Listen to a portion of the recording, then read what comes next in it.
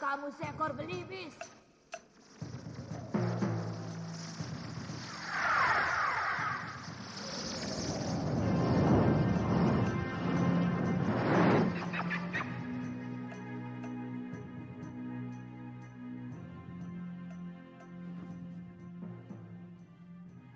Sebenarnya, aku ingin juga mengabdi pada Gusti Putri. Loh, kamu itu jangan macem-macem. Nanti kalau tak potong lehermu, tak jadikan opor mau. Loh, biar aku sudah di sana, aku akan tetap sering kemari, Gembil. Hmm, hmm, hmm, hmm. Si Gembil itu benar-benar goblok. Dia mau capek-capek kerja. Padahal di bawah pohon ini ada harta karun yang mahal harganya. Itu kekurangannya manusia. Dia tidak melihat yang tersembunyi karena matanya sering untuk melihat yang jorok-jorok. Kamu ingin kaya, Bil? Hah? Siapa orang goblok yang nggak mau kaya? Kalau kamu ingin kaya, aku mau menunjukkan harta karun yang terpendam di halaman rumahmu, tapi kamu harus menyerahkan aku pada Tuan Putri. Kamu lihat di mana burung aneh seperti itu? Mungkin cuma angan-anganmu saja, Sekar. Duli ayahanda, sungguh Ananda melihatnya sendiri. Tapi bagaimana bisa menangkap binatang liar seperti itu? Apalagi belibis. Punya sayap, bisa terbang kemana saja dia suka. Ayahanda kan bisa membuat sayembara untuk mendapatkannya. Iya.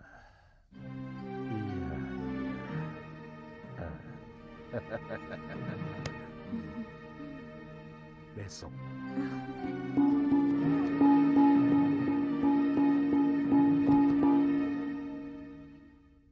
Wara-wara tita, barang siapa yang bisa menangkap burung belibis putih berjambul yang pandai bicara, maka Baginda Prabu akan menganugerahkan hadiah besar. Bagi pemilik belibis yang dengan sengaja atau tidak sengaja berusaha untuk menyembunyikannya akan dikenakan hukuman seberat-beratnya.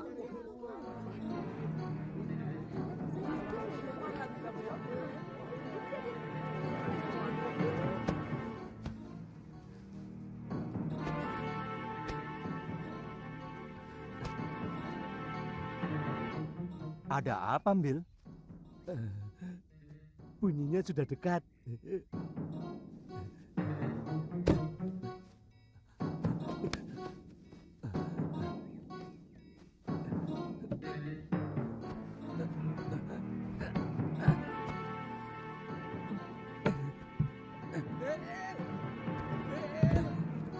Bel! Ayolah, Bel! Ayo, Bel! Cepat kita ke istana. Si belibis itu dibawa. Kita akan dapat hadiah.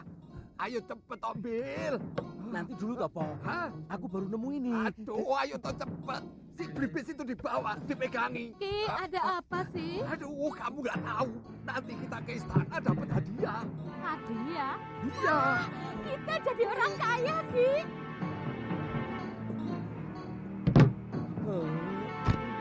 Loh, anakmu malah tidur. Iya, anak sampean bareng gitu. Kenapa sih, Bel. Le? Bel. Bel. Waduh, ini kok Kayak begini sih. dicari orang tua kok malah. Loh. Malah kelenger, Nyi. Gimana sih? Peti itu ada apanya? Apa ada ularnya apa, Nyi? Jangan-jangan ada hantunya. Ki, hati-hati. Saya mau tahu apa isinya itu. Hati-hati. Hati-hati. Capekku. Sama hantu saja kok takut.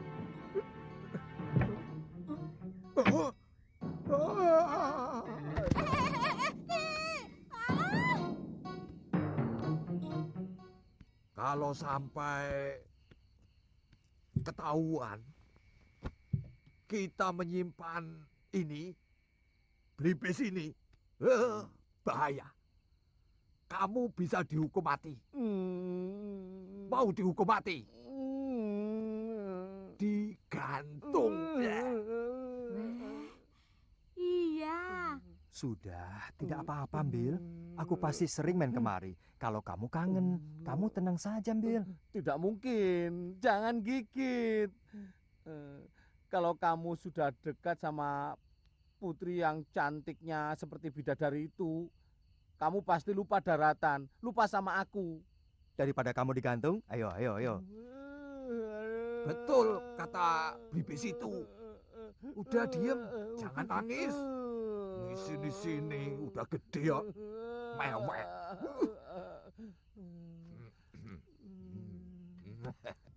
Hadapkan dia.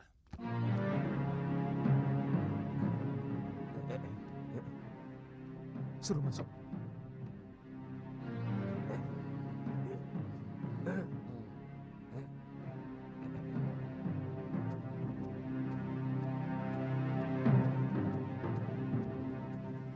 Silakan Ki. Ayo, Bil.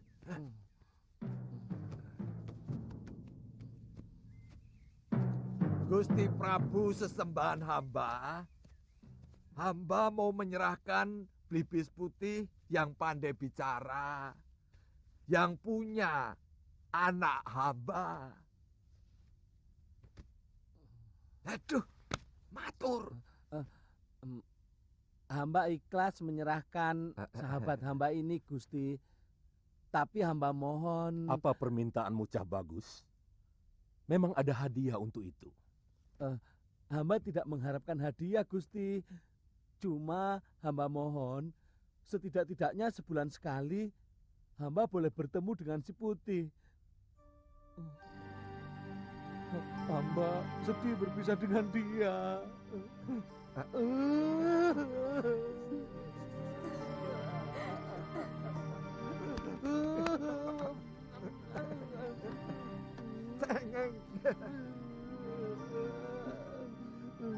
Jangan nangis.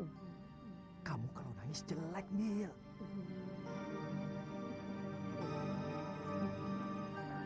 Bolehkan dia bertemu dengan si Jambul sebulan sekali?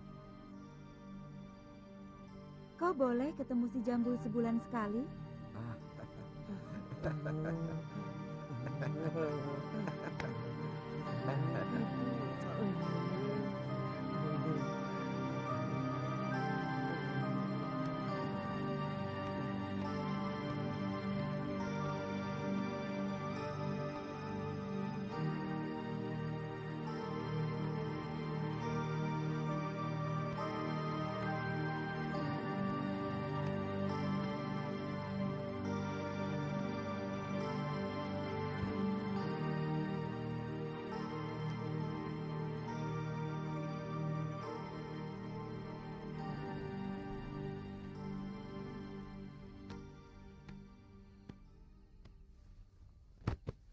Kamu bilang kamu sahabat Angling Dharma.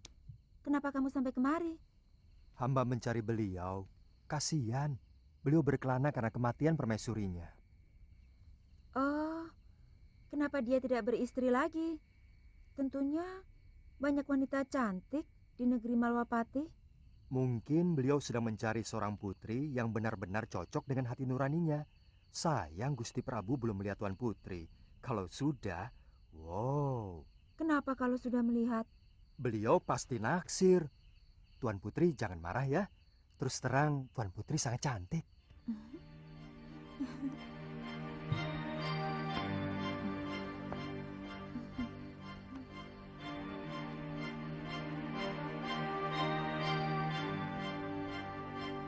Kau benar-benar menyenangkan aku, Putih.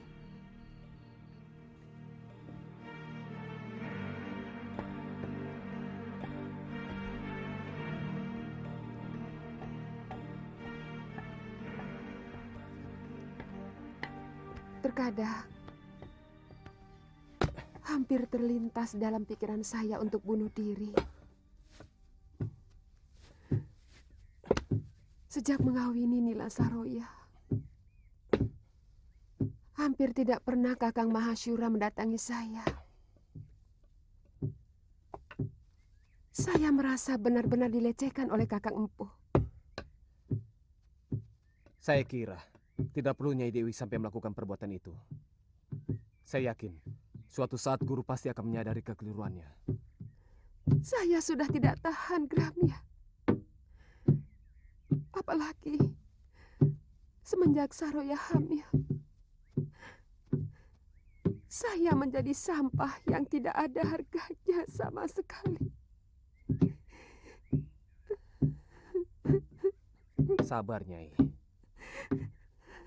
Kata orang-orang tua, sangat tidak bijak melawan suami yang sedang kasmaran.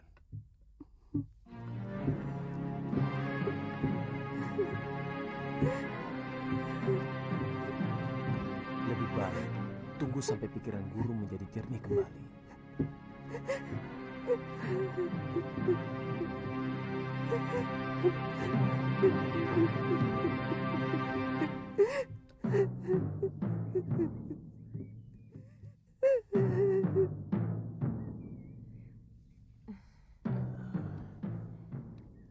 Sebaiknya Nini tidak usah ikut latihan.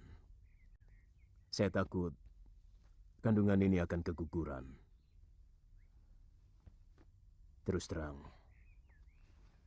dari Ninilah saya mengharapkan anak laki-laki yang begitu saya dambakan.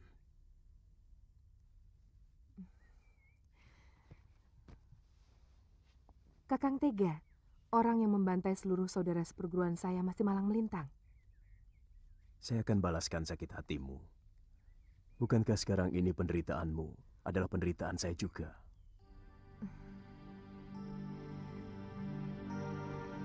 Setiap dekat dengan kakang, saya selalu takut kemesraan ini akan berlalu.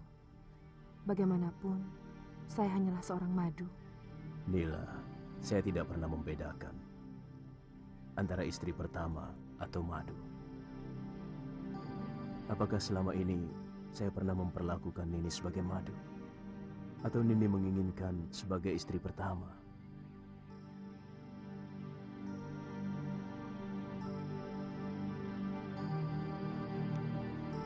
Saya hanya menginginkan masa depan yang lebih jelas. Karena hanya kakanglah orang yang saya cintai dan saya dambakan.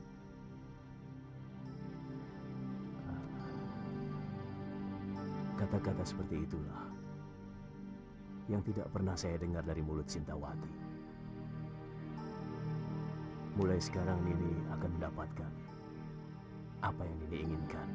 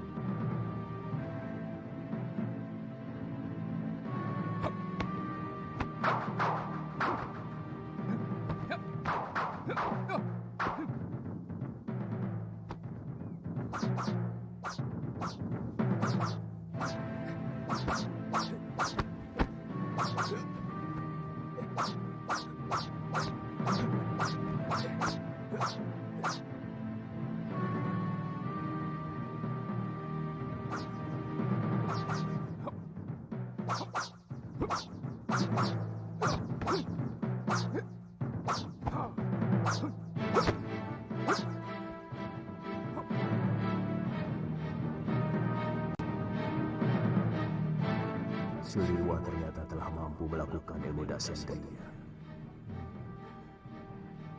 Benar-benar anak ajaib.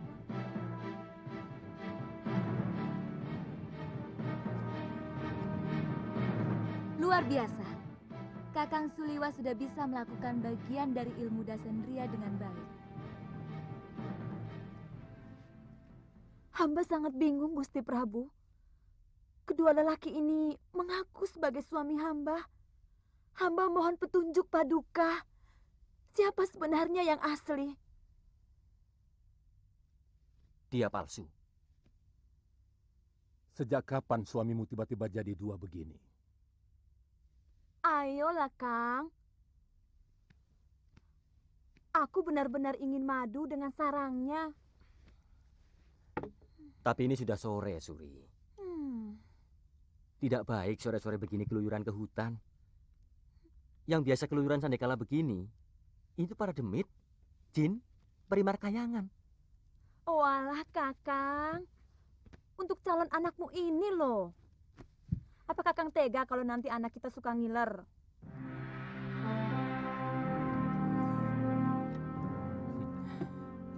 Ya sudah, saya cari.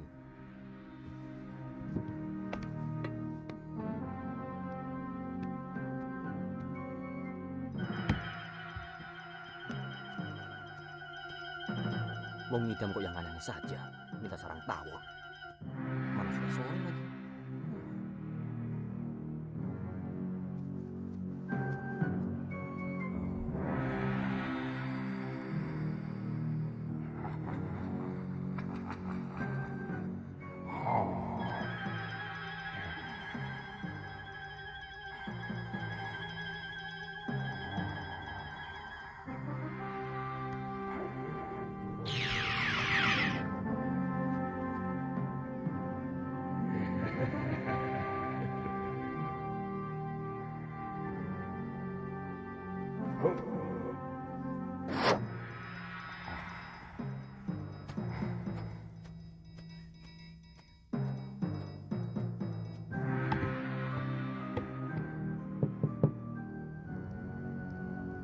Siapa itu?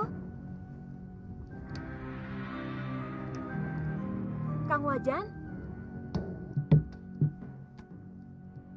Loh, kok balik lagi? Ada yang ketinggalan?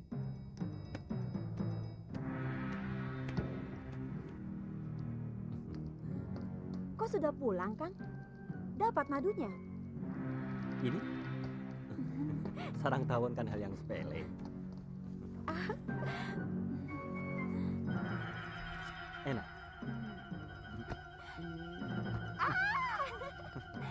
Apa-apaan sih, Kang? Masih sore kok.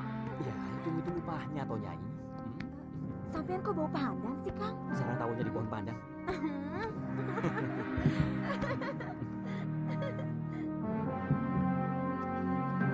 Suri, untung Pak Bu masih punya.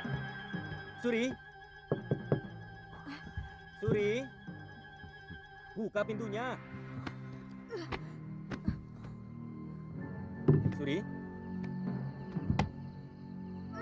kamu di mana toh?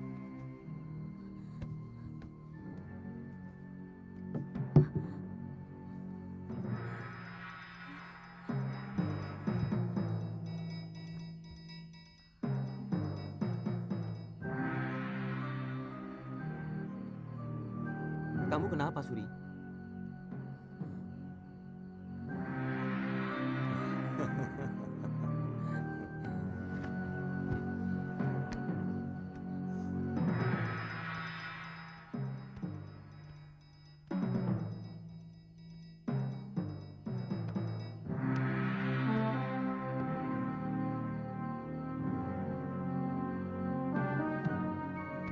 Siapa kamu?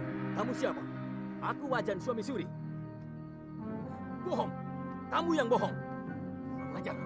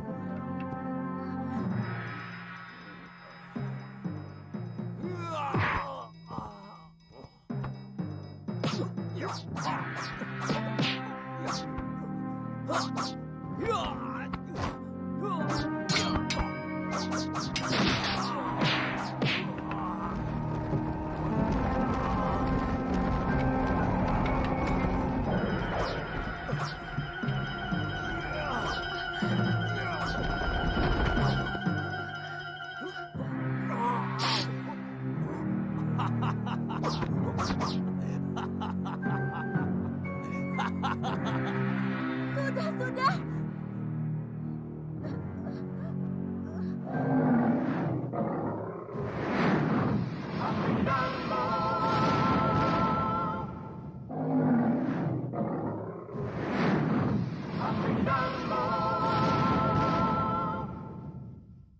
Berilah kearifan Paduka kepada kami. Hamba yakin hanyalah kebenaran yang akan kami terima. Gusti Dewi, minta sediakan kendi. Suruh kedua lelaki itu masuk ke dalamnya. Yang bisa, dialah yang palsu. Ayo cepat.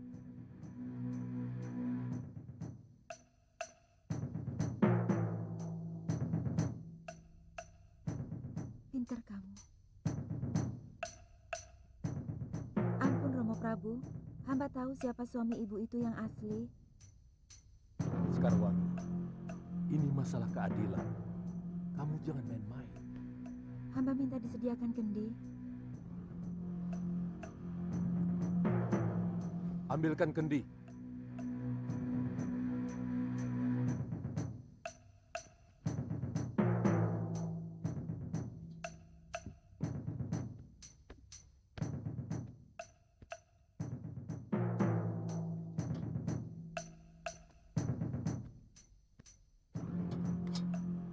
Siapa di antara kalian yang bisa masuk ke dalam kendi ini? Dialah suami yang asli.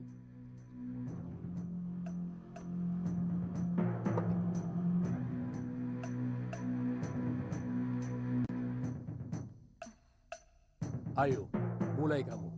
Silakan masuk ke dalam kendi. Hamba tidak sanggup, Gusti. Tapi sungguh, hamba suami Suri.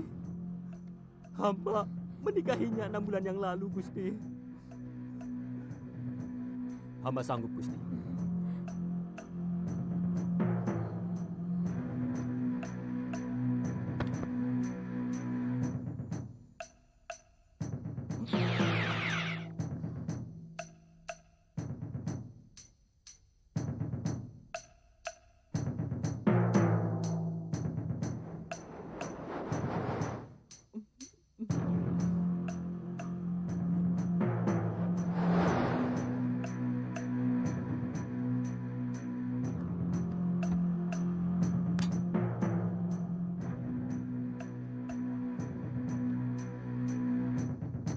Dia pasti yang palsu, Romo Prabu. Dia genderuwo yang menyamar sebagai suami ibu itu. Kamu cerdas sekali, anakku. Hebat. Bukan saya, Romo Prabu, tapi si Putih yang membisiki saya. Oh.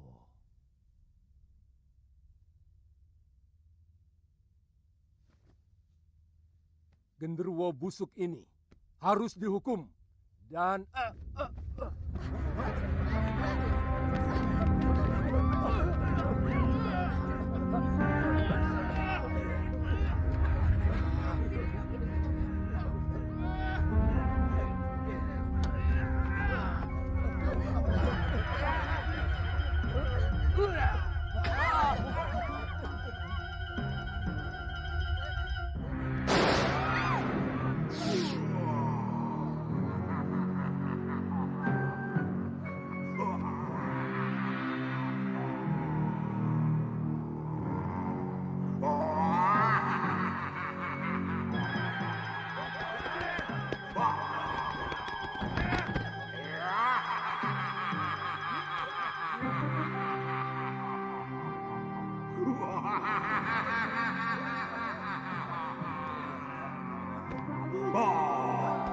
tangkap dia.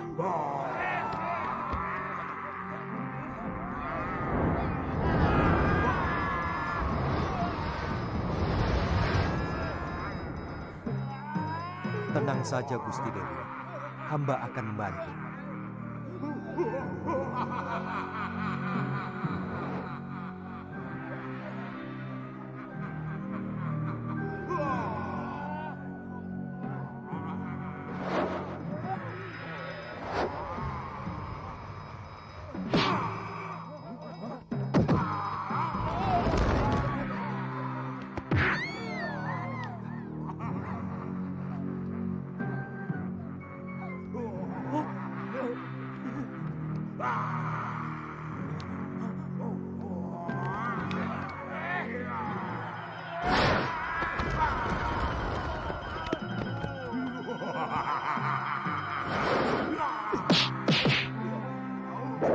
Suri,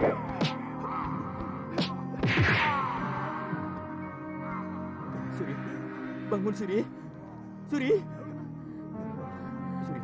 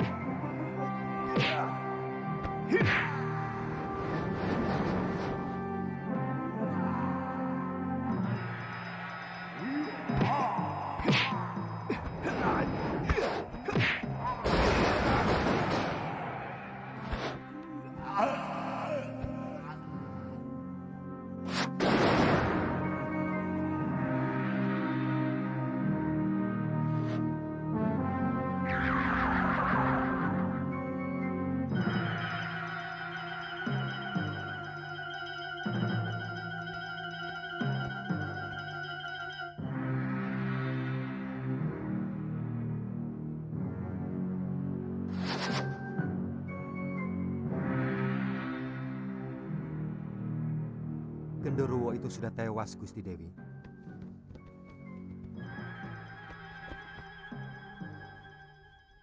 Genderuwo yang menyaruh itu sudah mati.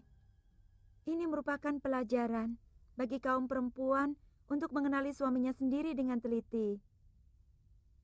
Terima kasih Gusti Putri.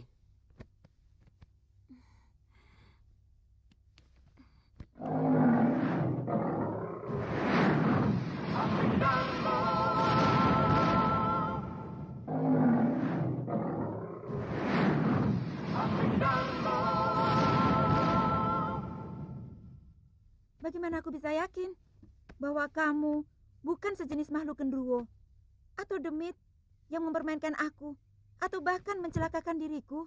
Dewata Maha tahu bahwa saya sedang terkena kutukan seorang penyihir. Jangan banyak alasan, Putih. Ku minta kau pergi sekarang juga dari sini. Tapi Gusti, Pergi!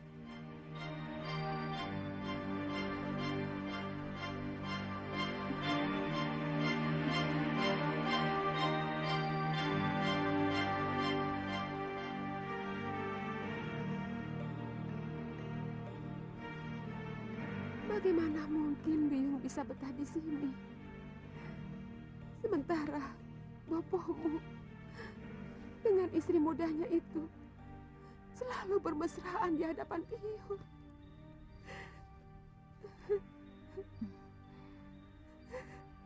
Boleh saya bicara sesuatu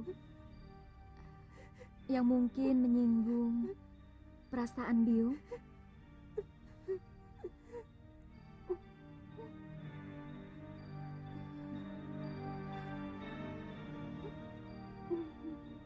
Terus terang, berita tentang hubungan Biyung dengan Gramya. Apa yang kamu dengar? Terus terang, tidak tahan mendengarnya, Biung. Semua murid padepokan menggunjingkan Biung telah berselingkuh dengan Gramya. Jagat Dewa Batara. Fitnah apa lagi yang harus saya terima? Bahkan Paman Darpasyura sudah mengadukan Biung kepada Betara Ring Sedayu.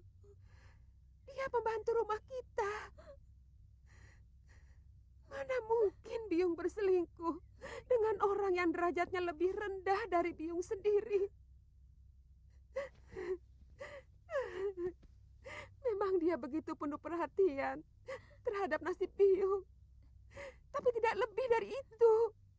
Tapi kata Paman Darpasyura, dia melihat dengan mata kepalanya sendiri, Yung. Pamanmu dari dulu memang benci pada Biung.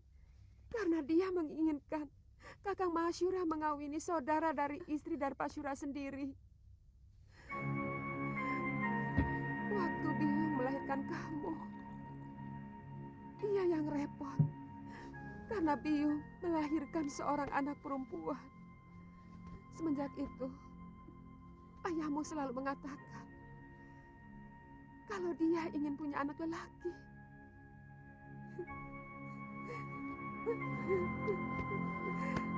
Apa salah saya? Kalau bayi yang saya kandung adalah wanita, saya bukan dewata yang menentukan kelahiran. Saya hanya mengandung benih ayahmu. Apa salah saya?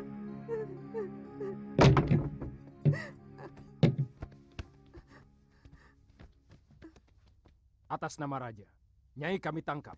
Apa salah saya? Nyai telah dituduh melakukan perselingkuhan. Bohong!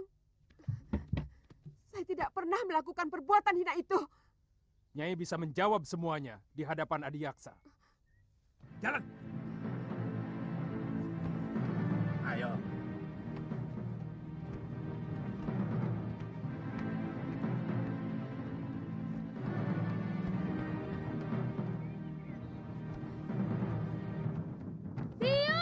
Jangan ikut campur Nini. Kamu bisa dituduh melawan raja. Dan hukumannya, kamu akan dibuang ke Pulau Dia Momonga. Biung saya. Tuan harus memberitahu Bapak lebih dahulu sebelum membawa Biung. Sudah, Galuh. Ayahmu sudah tahu. Biungmu pantas menerima hukuman karena dia telah menyiramkan kotoran ke Padepokan Sugaluh. Bohong! Paman telah memfitnah Biung. Biung, jangan pergi, Yung. Biar Galuh. Biar pamanmu dan perempuan itu puas. Dari dulu kamu memang belum puas memfitnah aku, Darpa. Bawa dia. Jalan. Ayo. Jalan, jalan. Bawa lelaki durjana itu kemari.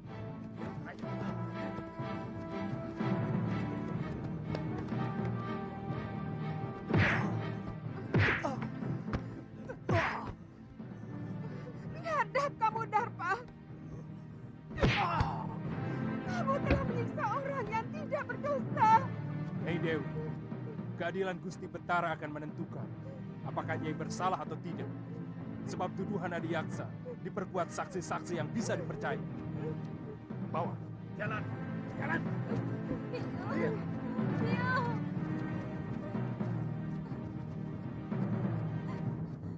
Mana Bapak? Mana Bapak? Bapak! Bapak!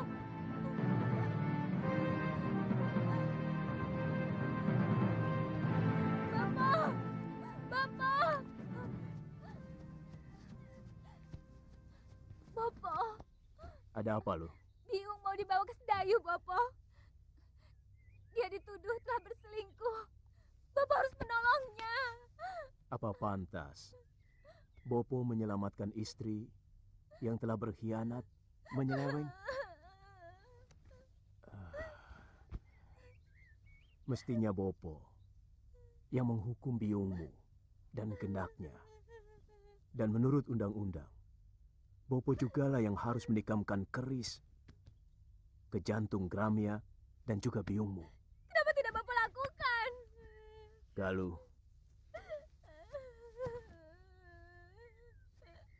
kamu belum bisa untuk mengerti persoalan orang tua. Memang barangkali ini bukan kesalahan biungmu semata. Apa yang dilakukan oleh biungmu mungkin juga adalah kesalahan Bopo yang selama ini tidak pernah mengunjungi biliknya. Tapi tidak berarti dia boleh mengkhianati hak Bopo sebagai seorang suami. Apa Bopo sudah menyelidiki dan menyaksikan sendiri perselingkuhan Biung? Saya sudah menanyakan langsung Bopo. Biung tidak melakukan apa-apa. Ini semua fitnah dari Paman Darmasyura. Apakah selama ini kamu pernah melihat Bopo sewenang-wenang loh? Bukan cuma pamanmu yang menyaksikan dengan mata kepala sendiri hubungan biungmu dengan Gramya. Itu kenapa Bopo menyerahkan keadilan kepada Betara Risedain supaya biungmu bisa melakukan pembelaan.